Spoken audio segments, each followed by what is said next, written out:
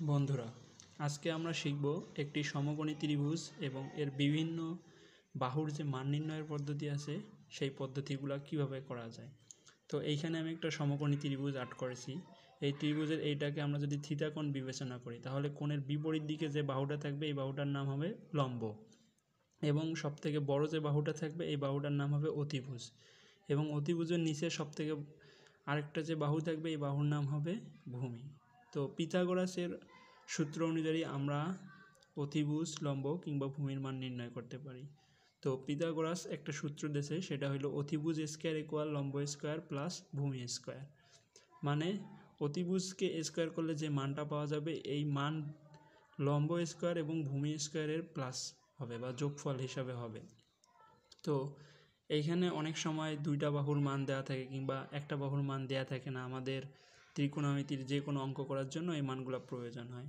সেই ক্ষেত্রে আমাদের এই তিনটা সূত্র মনে রাখতে হবে। যেমন সাগরে লবণ আছে, এখানে সাগরে বলতে sine theta, sine theta equal কি লম্ব ডিভাইডেড বাই অতিভুজ। এই সাগরে বলতে সাইন থিতা, লবণ বলতে লম্ব এবং অনেক বলতে অতিভুজ বোঝাচ্ছি আমরা। তার মানে বোঝা যাচ্ছে এইখানে যদি সাইন থিতার মান দেয়া থাকতো এবং এইখানে যদি আমাদেরকে লম্বর মান দেয়া থাকতো তাহলে আমরা এই দুইটা মান ব্যবহার করে অতিভুজের মান বের করতে পারবো।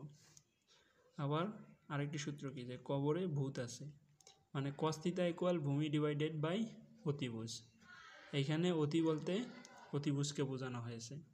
তো যদি থিতার মান দেয়া থাকে এবং আমাদেরকে অতিভুজের মান বের করতে বলে এবং ভূমির মান যদি দেয়া থাকে, ধরেন যে এখানে ভূমির মান দেয়া আছে 5 এবং থিতার মান দেয়া আছে 40 ডিগ্রি, তাহলে আমরা এই সূত্র বসাইতে পারবো যে cos থিতা ইকুয়াল ভূমির মান 5 ডিভাইডেড বাই অতিভুজ ইকুয়াল হোয়াট। এইখানে আমরা ক্যালকুলেশন করে অতিভুজের মান বের করতে পারবো। তো আরেকটি সূত্র হচ্ছে টেরা লম্ব ভূত, তার মানে কি ট্যান থিটা ইকুয়াল লম্ব ডিভাইডেড বাই ভূমি। এইখানে যদি লম্ব কিংবা ভূমির মান বের করার প্রয়োজন হয় এবং একটির মান দেওয়া থাকে তাহলে আমরা এই সূত্র দিয়ে ব্যবহার করতে পারবো।